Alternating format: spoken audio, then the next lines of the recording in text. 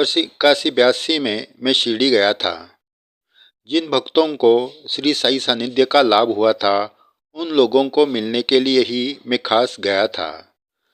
तब श्री साई बाबा की चावड़ी में मैंने पूछा था कि श्री साई बाबा को जिन्होंने देखा है, ऐसा कोई भक्तगण आज शिरडी में है क्या, और वे दर्शनीय साई भक्त कहाँ रहते हैं। तब एक साई भक्त ने मुझे श्री बालाजी गुरु का नाम बताया। उनकी ही सहायता से श्री गुरु जी से मेरी भेंट हो पाई। श्री बालाजी गुरु बहुत ही वृद्ध थे, परंतु स्वस्थ थे।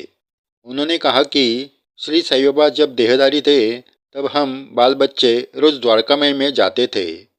भक्त लोग प्रसाद में कुछ मिठाई लेकर आते थे, तो हमें उसका प्रतिदिन लाभ मिलता था।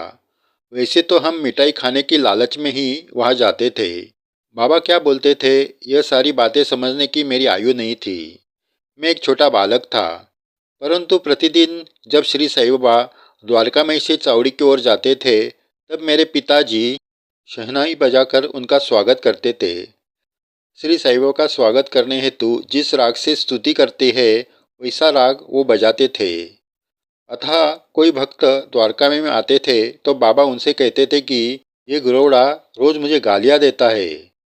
श्री साई बाबा मेरे पिताजी को बड़े प्रेम से गुरौड़ा कहते थे। सच देखा जाए तो सज्जनों को स्तुति अच्छी नहीं लगती थी। स्तुति युक्त शब्द सज्जनों के लिए कष्टदायी होते हैं।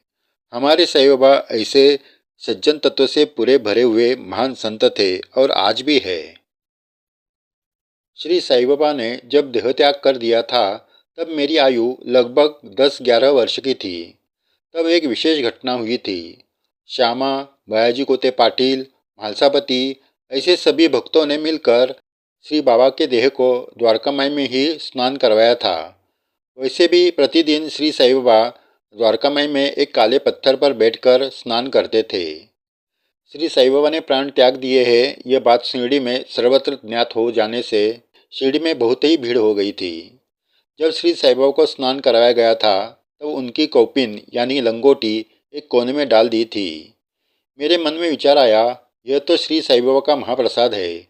ऐसा सोचकर मैं शीघ्र ही वह लंगोटी लेकर दौड़ते हुए घर आ गया और घर में वह श्री साई बाबा का मंगल वस्त्र प्रसाद स्वरूप में संभाल कर रख दिया। वह साई वस्त्र आज भी मेरे पास है। ऐसा कहकर श्री बालाजी गुरु जी ने मुझे वह साई वस्त्र दिखाया। हम लोगों ने उसके दर्शन किए। अंत में जाते जाते श्री गुरु जी बोले थे कि श्री साई बाबा ने देह त्याग किया था, उसके ठीक 7 दिन पूर्व कुछ दरवेशी मदारी लोग बीमार बाघ को लेकर साई बाबा के पास आए थे। वह घटना मैंने मेरे नेत्रों से देखी है। तब मैं वहाँ उपस्थित था। उस बाघ ने संत चूड़ामणि श्री साई बाबा की दृष्टि से दृष्टि मिलाई थी, फिर 3 बार भूमि पर अपनी पूंछ टकराई थी और अंत में बड़ी गर्जना के साथ धिड़कार देकर उसी समय बाघ ने अपने प्राण त्याग दिए थे।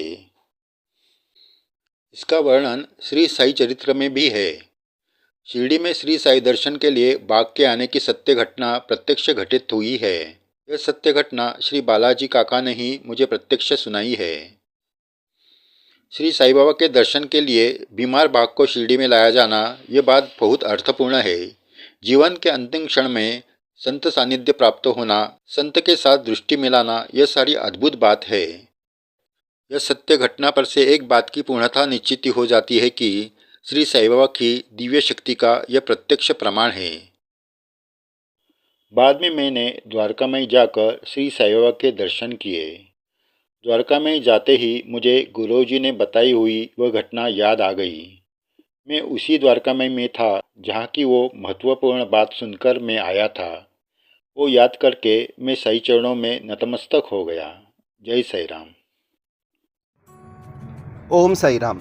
श्री साई सागर हिंदी यूट्यूब चैनल पर आपको साई बाबा की दुर्लभ जानकारी, साई भक्तों के अनुभव, जहां आप भी आपका अनुभव वीडियो या ऑडियो द्वारा सभी साई भक्तों के साथ बांट सकते हैं। कृपा करके आप हमारा श्री साई सागर हिंदी यूट्यूब चैनल लाइक करें, शेयर करें, हाँ याद से सब्सक्राइब करें ताकि हमारे सभी वीडियो के नोटिफिकेशन सबसे पहले आपको मिल जाए। ओम साई राम।